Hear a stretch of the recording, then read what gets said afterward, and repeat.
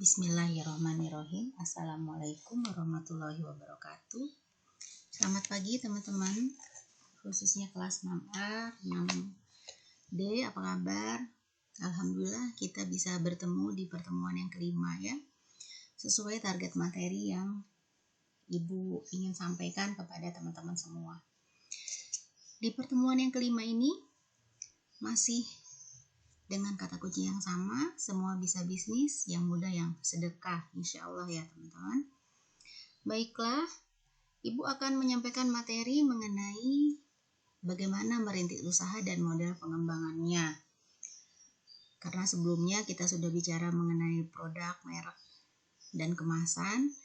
Nah, kita coba masuk ke bisnisnya ya. Ada dua bagian dalam sisi produk.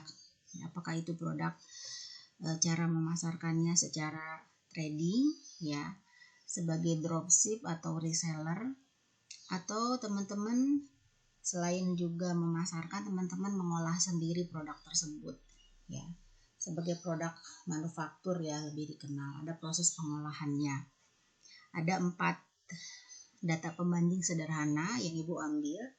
Pertama, kalau untuk bisnis trading adalah modalnya kecil, bahkan tanpa modal.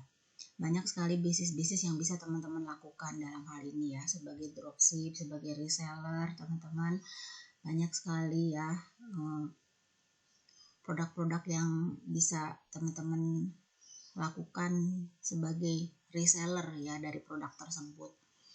Dari teman-teman cari di market seperti produk-produk apa yang sekarang menjadi 10-50 produk yang paling digemari, yang banyak laku terjual. Teman-teman bisa survei lah, cari ke Lazada, Blibli, Bukalapak, ya ada datanya semua.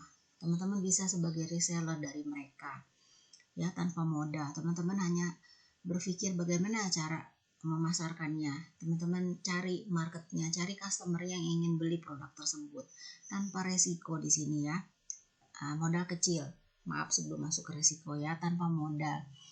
Nah, tapi kalau di usaha manufaktur, teman-teman harus ada proses pengolahannya. Bisa jadi di sini teman-teman sudah punya merek sendiri ya, sudah punya kemasan sendiri. Nah, artinya ada proses olah produksi. Teman-teman harus bayar karyawan, teman-teman harus beli stok bahan baku. Misalkan kalau kemarin temanmu ada yang usaha bikin bakso aci, berarti kan dia harus belanja, misalkan beli tepung, beli daging dan sebagainya. Artinya ada modal yang dikeluarkan untuk membeli produk tersebut. Nah, kalau dari sisi faktor resiko tadi, kenapa resiko kecil dan resiko besar untuk manufaktur?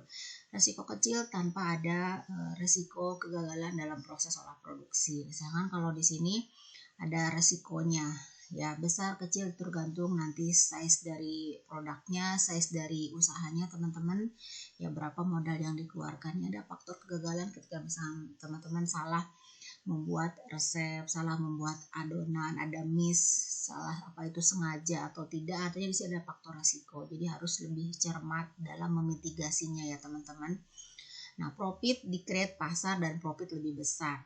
Nah, kenapa bisa dikatakan lebih besar ketika ingin mencapai keuntungan yang maksimum? Salah satunya juga bisa menekan biaya produksi, menekan biaya pembelian bahan baku ya. Kemudian ada faktor inovasinya teman-teman.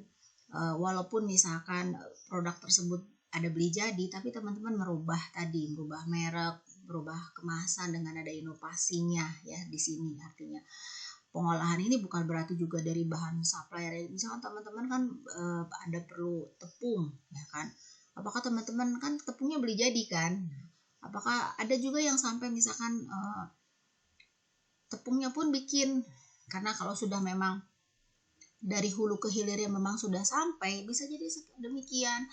Misalkan punya pabrik konveksi baju, dia selama ini beli bahan, akhirnya dia tahu nih cara bikin bahan tuh, supplier dia sudah banyak, akhirnya belajar bikin bahan dari benang, belajar motif, akhirnya itu hulu ke hilir itu akhirnya seiring waktu ya teman-teman. Nah, tapi di sini juga tadi resiko lebih besar, dan profit pun bisa create lebih besar ya, karena dari hulu ke hilirnya sudah terkuasai. Nah, sedangkan kalau di trading ini, kalau misalnya si yang punya barang sudah matok nih, harga saya ini ya harganya sekian, 20.000, 1 juta misalkan. Nah, teman-teman nggak bisa kasih saya mau jual 1,5, saya mau jual 2 juta, nggak bisa. Bagaimana rata-rata mungkin untuk tipe TV keluaran Sharp dengan Samsung dengan misalkan berapa 17 in dengan spesifikasi begini, rata-rata kadang beda tipis kalau teman-teman harus membandingkan. Kalau misalkan sampai beda jomplang udah ditinggal. Nah, akhirnya kasihnya apa nih? Kepada resellernya, kepada para distributornya, kasih diskon ya, atau kasih benefit ketika misalkan target Anda melebihi target sekian. Nah, itu salah satu di usaha trading itu seperti itu. Nah, kemudian dari sisi marketnya sudah ada. Ya, orang pasti sudah butuh produk-produk tersebut. Nah, sedangkan di sini ada teman-teman bisa menciptakan market sendiri. Ya, ada plus minus juga teman-teman kan. Kalau di sini sebagai bisa banyak bisnis sebagai teman-teman ngikutin usaha yang sudah ada sebagai follower, atau teman hanya ATM aja, inovasi aja, atau misalkan benar-benar mau menciptakan sendiri di produknya. Kebab Turki gimana sama ownernya dibawa ke Indonesia, ketika jalan-jalan dari Turki dia melihat peluang usaha, oh ternyata bisa diterapkan di Indonesia, dia createkan di Indonesia, sukses. Tinta, ketika dulu printer pakai pita ya, kemudian melihat peluang di luar negeri udah pakai tinta ya kan, apakah bisa disesuaikan dengan market Indonesia? Ternyata bisa. Alat-alat kesehatan, alat rumah tangga, banyak sekali mereka yang menjadi sebagai pengendali utama di bisnis tersebut, di suatu bisnisnya. Teman-teman pilihlah, Anda mau pilih di yang mana. Artinya peluang usaha itu Anda bisa bisnis itu di sini bisa ya. Jadi tidak ada alasan tidak bisa bisnis, semua bisa bisnis. Setuju ya, insya Allah. Nah, kenali bisnisnya teman-teman, bisnis apa tadi ya.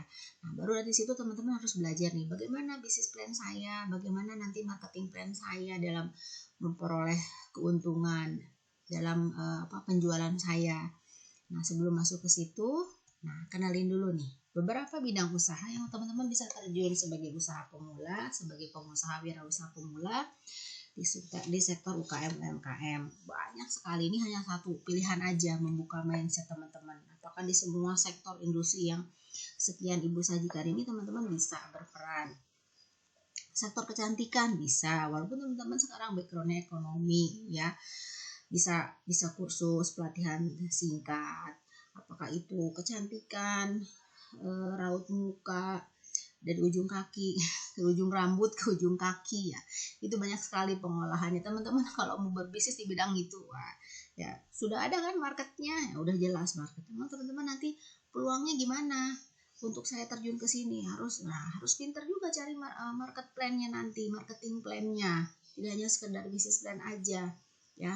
Nah, di kecantikan juga ada. Kemudian di bidang keterampilan, ya teman-teman ternyata pinter edit video, pinter buat konten kreator, misalkan bikin ya misalkan di sisi digital sekarang perkembangan anak-anak muda sekarang itu bisa loh kalau misalkan teman-teman mengkreatkan. Bahkan sekarang banyak banget beredar jasa-jasa baru ya seperti ini ya. Sektor konsultan, apa misalkan pajak, kalau misalkan ibu dari dulu analis kredit, kalau mau bikin konsultan bagaimana orang supaya mudah memperoleh kredit, apakah modal kerja, apakah kredit perumahan. Nah, ibu juga kalau mau bisa nih ya kan, bikin sektor konsultan seperti ini. Atau misalnya sektor industri, teman-teman mau ya luas, beragam untuk sektor ini untuk menghasilkan tadi produk olahan manufaktur. Mau bikin roti, mau bikin fried chicken, mau bikin pizza, kerupuk, mie, tahu, tempe, wah dan sebagainya, banyak banget teman-teman mau yang mana. Ya tinggal pilih kesesuaiannya. Kemudian sektor tambang juga ya, kalau misalnya teman-teman siapa tahu di lokasinya itu ada penambangan pasir, di lokasi rumahnya timah atau emas, batu bara, ya boleh ikut-ikutan ya. Sektor kelautan seperti Bu Susi dulu ya, dari para nelayan, dari para pengepul itu ya, ikan, lobster, sampai kemudian Bu Susi berpikir marketing plan saya gimana caranya supaya nih udang cepat sampai ke customer itu fresh ya kan, dengan bisa impor keluar.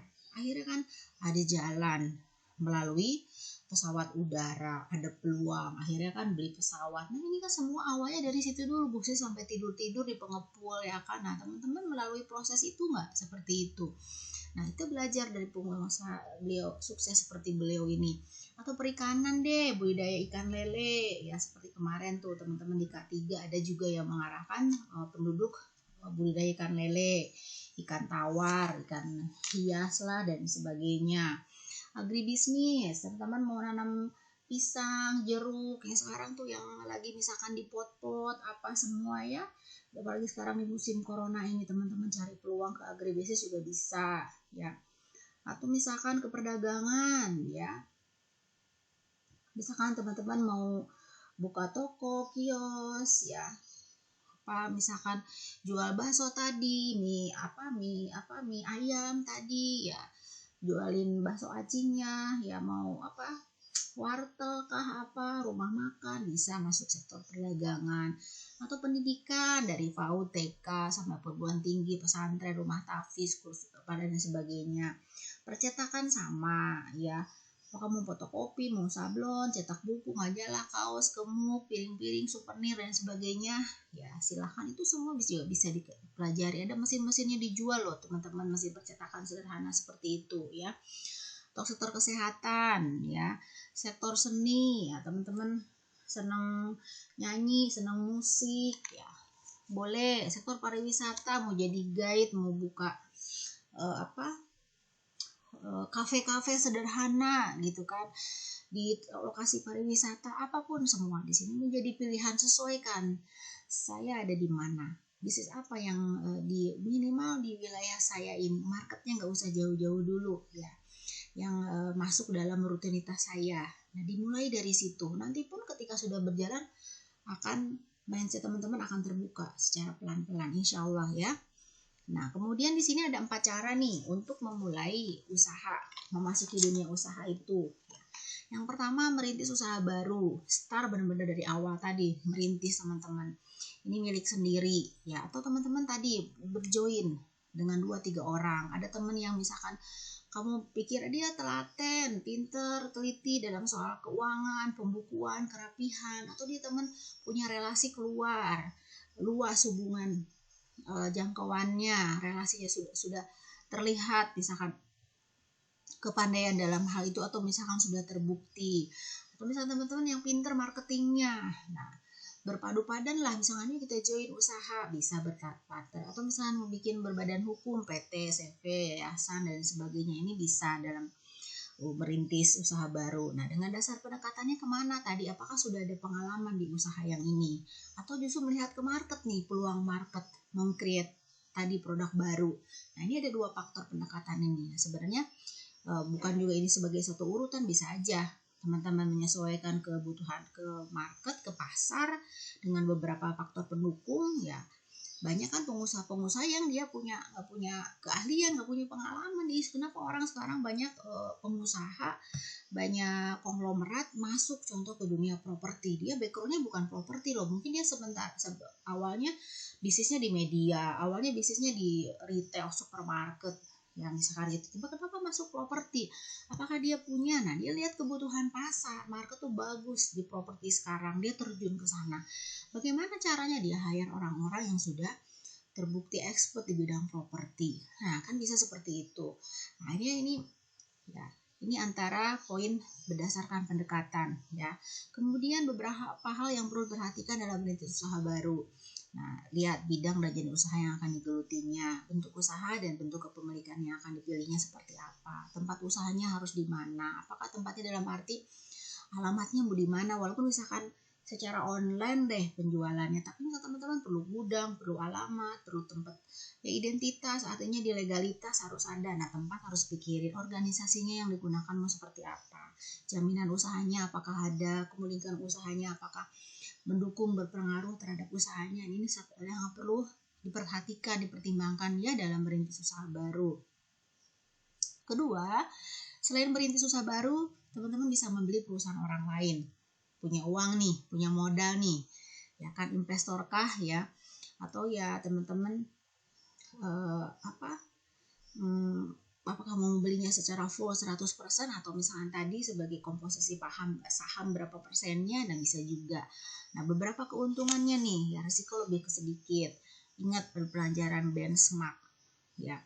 Mereka yang mau mulai usaha baru, merintis usaha baru, 1 tahun 2 tahun mereka mengalami proses trial error ya kan, sampai dia menemukan formula yang pas, komposisi yang pas untuk produknya atau misalnya untuk jasanya ya. Nah, orang-orang yang punya uang ya saya nggak mau nih melalui proses itu. Saya percaya kepada mereka yang sudah berproses 2 tahun 3 tahun. Saya mau belinya yang sudah jadi dia ya kan. Nah, lebih mudah karena dia sudah punya supplier, customernya. Hanya dia terbentur untuk scale up misalkan, perlu modal, perlu bantuan support keuangan. Nah, ada loh sebagian orang terjun yang kedua dunia seperti ini. Jadi teman-teman gak usah khawatir, fokus kepada merintis usaha baru, temukan produk yang the best winning product. Memiliki peluang untuk membeli dengan harga yang bisa ditawar ya. Ya karena memang dia butuh tadi, sama-sama membutuhkan, saya ingin perusahaan saya besar, kurang. Nah, misalkan ada orang investor yang mau masuk, bisa tawar-menawar harga, komposisi saham, apakah 50-50 atau misalkan 60-40 dan sebagainya, tergantung kesepakatan ya dalam hal ini. Ya atau mau beli full 100% juga bisa memang kalau mau ya, berdasar banyak pertimbangan lah. Artinya yang punya uang bisa melihat nih, menentukan nih perusahaan yang akan dibeli itu lihatnya dalam sisi apa nih, bisa faktor kuantitatif, bisa non kuantitatif. Kalau kuantitatif misalkan seputar ya keuangan tadi, aktiva, pasiva, lihat neraca rugi labanya, lihat perputaran arus kasnya, lihat rekening korannya, omsetnya berapa dan sebagainya, pasarnya. Atau yang non kuantitatif tadi, bisnis ini persaingannya bagaimana, apakah ketat, apa sedang atau rendah ya, pasarnya ya sudah adakah atau harus menciptakan sendiri ya. Misalkan pengembangan komunitas yang akan di masa depan, kira-kira bentuk nanti mau scale up-nya seperti apa ya, kedepannya pengembangannya seperti apa, itu juga dipikirkan. Nggak semata beli. Kalau misalnya dia nggak tahu nanti mau diapain nih perusahaan ini, nah bingung juga. Pasti sudah ada analisanya, studi kelayakan bisnis. Di sini sih ibu nggak ngajarin, kan ada ya mata kuliah sendiri studi kelayakan bisnis. Mungkin lebih sederhananya nanti riset pasar deh yang nanti ibu ingin sampaikan ya. Studi kelayakan bisnis lebih detail. Tapi memang untuk investor ya, untuk bank tuh biasanya dilihat nih studi kelayakan bisnis. Pada saat bank mau kasih kredit kan pengen lihat nih bisnisnya tuh seperti apa. Itu biasa di studi kelayakan bisnis lengkap tersaji. Sama pun bank ketika mau memberikan kredit ya, investor ketika nih seperti ini mau terjun beli akan lihat ada nggak dia studi kelayakan bisnisnya ya. Nah, kurang lebih ke sana. Kemudian yang ketiga, kerjasama manajemen operasi atau misalnya beli franchise ya. Nah, biasanya kalau franchise sudah tercakup dalam beberapa poin ini. Tempatnya biasa dicarikan, rencana bangunannya sudah ada standarnya, pembelian peralatannya sudah ada, nggak usah pusing cari-cari lagi, pola arus kerjanya, step by stepnya, job desk-nya antar setiap bagian sudah ada, karyawannya semua yang pilih, yang trainingin. Mungkin kalaupun ada teman-teman disuruh cari aja, tapi yang milih nanti yang rekrutmen, misalkan yang seleksi mereka, yang berikan latihan mereka. Dari sisi pembukuan, pencatatan, akuntansinya, ya semua juga mereka sudah rapi. Teman-teman bisa konsultasi, standar, promis semua sudah jadi teman-teman ya. Sebagai yang punya uang itu sudah dalam satu paket ya. Ada pengendalian kualitasnya, riset, nasihat hukum, sumber-sumber pemodalan, semua ada pengarahannya. Benar-benar kalau misalnya teman-teman saya punya uang 500 juta, 1 miliar, saya mau franchise, ya mau beli, mau ikut bergabung di usaha ini, ya kan? Atau yang misalkan mau yang franchise yang puluhan juta, yang belasan jutaan ada. Nah, ini akan lebih sederhana lagi tapi pada prinsipnya teman-teman bisa bandingkan ke dalam apa sih yang tercakup di dalam usaha franchise itu. Jadi buat nanti teman-teman supaya tahu kalau saya mau franchise harus tahu, oh ya dulu pernah ibu nerangin seperti ini. Bisa jadi bahan tanya jawab ke yang punya franchise ketika teman-teman mau beli ya. Nah, kemudian ada kekurangan dan kelebihannya teman-teman. Nah, kelebihannya kita melihat dari sisi pelatihan formal, teman-teman tidak usah teman-teman yang lakukan trial error tadi. Udah jadi nih dikasih pelatihannya, formulanya sudah ada. bantuan manajemen keuangannya sudah ada, metode pemasarannya sudah terbukti ya kan. Nggak mau kan teman-teman beli bisnis yang rugi, pasti kan sudah untung nih. Dan ini metode pemasarannya ini udah bagus, sudah jadi. Manajemen operasional juga sama ya, step by step operasinya dari huruf ke hilirnya ya, prosesnya dari buka sampai tutup ya, semua yang menyangkut operasional, pembukuan dan sebagainya semua sudah jadi. Jangka waktu permulaan bisnis juga lebih cepat, sudah diarahkan. Nah, kegagalannya lebih rendah karena udah jadi. Kalau besar teman-teman pasti nggak mau beli ya, kan pasti dia sudah bisa memprediksikan 5 tahun, misalkan 3 tahun aja udah BP, 2 tahun berikutnya sudah bisa untung. Nah, mereka sudah ada hitungannya. Teman-teman bisa tanya, bisa kepada mereka, bagaimana bisnis saya di 5 tahun ini, uang saya bisa kembalinya kapan. Nah, kekurangannya di sini ada pajak franchise-nya, ada royaltinya dari tiap bulan. Misalnya teman-teman punya keuntungan tuh harus berapa persen kasih ke mereka yang punya franchise. Batas pertumbuhannya juga dibatasi. Teman-teman juga gak bisa jor-joran ya. Biasa mungkin apakah itu pertumbuhan misalkan di wilayah setempat, nggak boleh banyak, harus berjarak sekian, nggak boleh, harus terbatas beberapa saja, nggak boleh bisa banyak semaunya ya. Nah, itu kurang lebih dalam hal batas pertumbuhan. Kurangnya kebebasan dalam operasi karena sadar semua sudah ditentukan. Nah, franchise di sini juga penyalur tunggal dari beberapa perlengkapan karena sudah paket lah ya. Terkadang mereka yang punya produk ini sebagai strategi marketing mereka juga, bahwa produk mereka tuh dijual dengan cara franchise. Jadi kurang lebih plus minusnya lah ya dalam usaha ini. Silahkan kembali kepada kalian. Nah, ketika misalkan saya mau franchise, oh seperti ini franchise, berani nggak, siap nggak, ya kan. Nah, harus benar-benar bahwa ikuti ya full ya apa yang mereka terapkan, supaya kalau mereka misalkan asumsi 5 tahun teman-teman sudah profit, 3 tahun BP ya teman-teman nggak kehilangan uangnya, modalnya ya. Nah, kemudian yang keempat ada yang namakan bisnis keluarga nih. Siapa tahu di rumahnya, di lingkungan keluarganya memang sudah memiliki bisnis keluarga yang udah tahun menahun ya, dari orang tua, bahkan dari kakek nenek, dari buyut kan bisa jadi ya.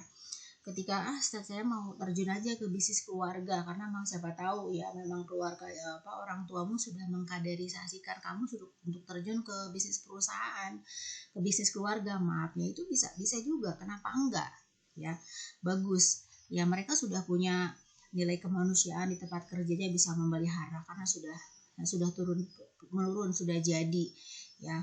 Kalau bisa dengan perusahaan yang umum kan teman-teman, kalau perusahaan keluarga lebih tingkat sosialnya lebih tinggi, sisi kemanusiaannya ya. Memfokuskan pada pelaksanaan jangka panjang ya, memperluas kualitasnya. Nah, itu keunggulan. Nah, sekarang faktor penyebab keberhasilan dan kegagalan wirausaha ya. Nah, dalam hal ini ada beberapa hal. Pertama, tidak kompeten dalam manajerial. Keduanya, kurang berpengalaman. Ada kurang dapat mengendalikan keuangan, bercampur. Banyak loh pengusaha yang sudah besar ya, gagal, hancur karena dia nggak bisa manage keuangan. Antara keuangan pribadi dan perusahaan dia campurkan. Akhirnya berani pakai uang perusahaan untuk kepentingan pribadi. Nah, ini nggak boleh sama sekali ya. Banyak contohnya teman-teman. Nah, gagal dalam perencanaan ya. Kemudian lokasi adalah kurang memadai, kurangnya pengawasan, peralatan, sikap kurang sungguh-sungguh dalam berusaha, ketidakmampuan dan dalam melakukan peralihan transisi kewirausahaan. Ini salah satu beberapa faktor penyebab keberhasilan atau kegagalan wirausaha. Nah, banyak orang yang mundur juga nih dalam wirausaha teman-teman ya. Salah satunya faktornya pendapatan yang tidak menentu, kerugian akibat hilangnya modal investasi, perlu kerja keras waktu yang lama, kualitas hidup yang tetap rendah meskipun usahanya mantap.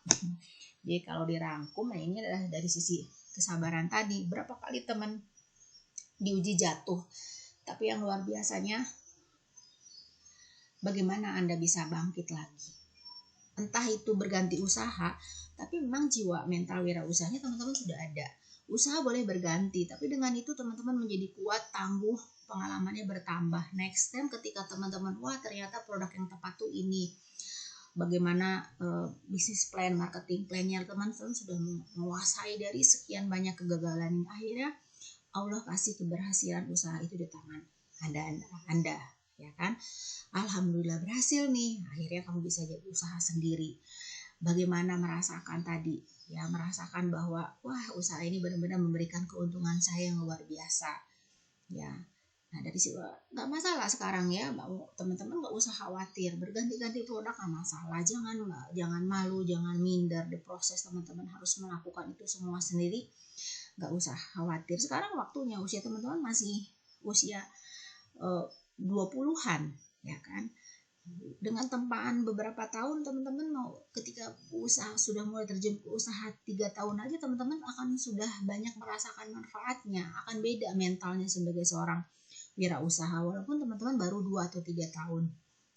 Mau tahu? Nah, rasain sendiri ya, praktekkan. Insya Allah. Nah, ini ada tahap-tahap bisnis plan ya teman-teman. Nah, pertama ya, teman-teman harus tahu gambaran umumnya nih mengenai bisnisnya tadi ya. Produknya, layanannya, customernya bagaimana. Kalau teman-teman lihat deh contoh rumah makan Padang. Mereka dari kelas 10.000 juga ada kan dijual. Tapi kalau misalnya di tengah kota, di perkantoran, nggak ada 10.000 lagi walaupun misalkan sama ayam bakar. Ya. Karena di sini udah beda nih ya, packagingnya, rasanya, size makan apa ayam, misalkan ayamnya kalau yang 10.000 tuh kecil, mungkin ayam ukuran setengah kilo 0,8, tapi kalau harga yang 25.000 misalkan ayamnya yang net 1,5. Nah, ini misalkan, nah harus tahu ya di sini. Nah, juga ada job desk para karyawannya, cara kerjanya. Nah, gambaran umum dari bisnis teman-teman harus sudah tahu tadi.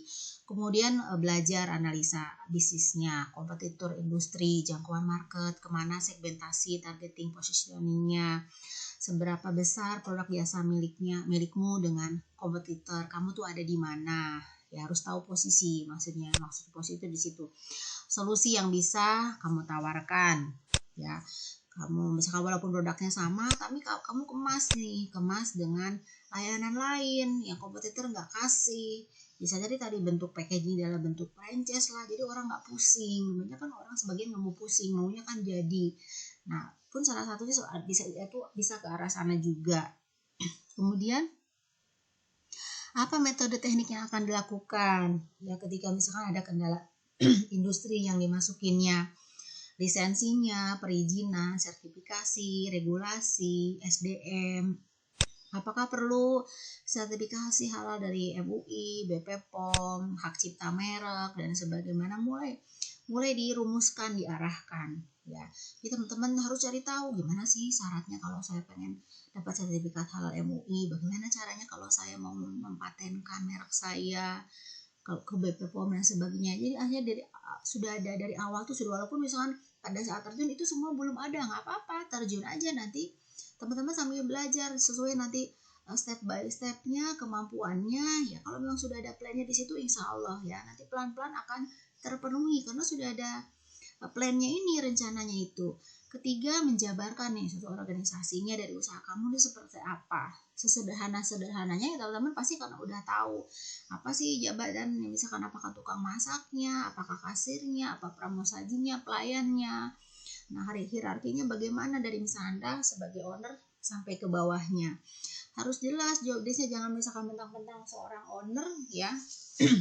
Tiba-tiba ada customer yang komplain, kadang-kadang mungkin potong kompas ya, akhirnya nggak ngantri, sedangkan yang ngantri nanti yang ngantri nanti komplain ya. Nah, ini juga harus tahu, harus sebagai owner juga harus ikutin ya. Kemudian yang keempat, proyeksi keuangan bisnis usahanya juga harus punya gambaran. Seketika misalnya Anda butuh modal untuk apakah itu sewa ruko, beri perlengkapan, pun sesederhana-sederhananya, artinya kan ada anggaran, direncanakan dari awal, perlu dana nggak ini. Kemudian bagaimana proyeksi penjualan bulanan atau tahunannya, ya kan. Nah, bagaimana, apakah misalnya teman-teman perlu buka rekening korannya, kalau misalnya usaha udah berjalan, belajar buat neraca rugi labanya secara sederhana, ya kan. Nah, atau misalkan kalau bisnis baru nanti belajar dari historikalnya ya, dari historikal bisnisnya sudah berjalan ini ya, sudah berjalan 2-3 tahun ini bagaimana perkembangannya, apa yang harus diperbaikinya lagi gitu kan. Nah, teman-teman di sini ya melihat ya bagaimana target penjualannya ke depan, bisa balik modalnya berapa lama, bisa balik event poinnya ya berapa lama. Nah, ini harus matang. Apalagi tadi usaha seperti misalnya teman-teman franchise itu. Jadi ketika franchise menjelaskan, harus berani bertanya ya. Kalau misalnya teman-teman sudah tahu di bisnis plan ini seperti ini. Nah, bentuk legalitasnya mau seperti apa? Perorangan, CV, PT, yayasan, ya kurang lebih seperti itu. Baiklah, setelah bisnis plan, kita lanjut ke marketing plan-nya. Nah, teman-teman harus punya goal, tujuan, target pemasaran yang ingin dicapai. Kira-kira bulan puasa ini saya punya program sedekah, harus bagaimana ya? Kalau misalkan ke targetnya, ke penyalurannya, ya mau kemana saja, berapa luas, kemudian ya harus berapa dana yang bisa dikeluarkan untuk program tersebut. Nah, teman-teman ingin mencapai, saya misalkan punya produk kurma ya kan, di musim Ramadan ini ya targetnya mau berapa nih omsetnya, penjualannya. Nah, ditentukan ya, apakah ini tuh mau 1 bulan, 3 bulan, 6 bulan harus punya goalnya. Karena dari situ nanti kan di review lagi, masuk kepada target customernya, kepada siapa nih produk ini bisa dijual, kenali customernya. Nah, atau misalnya tadi kalau misalnya selama bulan Ramadan pasti kan menyasar, karena Indonesia banyak, sebagian besar penduduknya Muslim. Tentu marketnya lebih besar di sini. Kalau yang punya produknya misalkan oleh-oleh di tempat wisata, nah tentu kan harus disesuaikan kemana dia harus jual, di mana. Atau bukan untuk pelajar ya, kalau mau jual kepada mereka, bagaimana nih cara marketingnya. Nah, mereka kayaknya intim banget nih dengan sosial medianya. Lewat sosial media kah? Atau mau ke sekolah tempat mereka belajar, kalau misalnya punya bisnis bimbel. Nah, di review ya target customernya teman-teman ya. Nah, kemudian kompetitornya juga, usaha sejenis ini sudah banyak masih jualan kurma macam-macam segala macam ya, dari merek, jenis ya, penjualnya pun sudah banyak sekali ya. Nah, kenali ya kompetitornya, amati, tiru, modifikasi, lihat kelebihannya, benchmarknya teman-teman tetap nih harus dilakukan supaya teman-teman bisa melihat strategi pemasaran ini saya akan kemana ya kan. Ya, apakah mau lewat tadi teman-teman mau jual produknya melalui online dengan berbagai macam cara beriklan ya, dan lain sebagainya sekarang yang sedang lagi yang lagi trending ya. Teman-teman punya di sini target customernya nggak cuma misalkan wilayah kecamatan, kabupaten, bila perlu harus sampai luar pulau, sampai ke luar negeri ya. Nah, rancang strategi pemasarannya ya.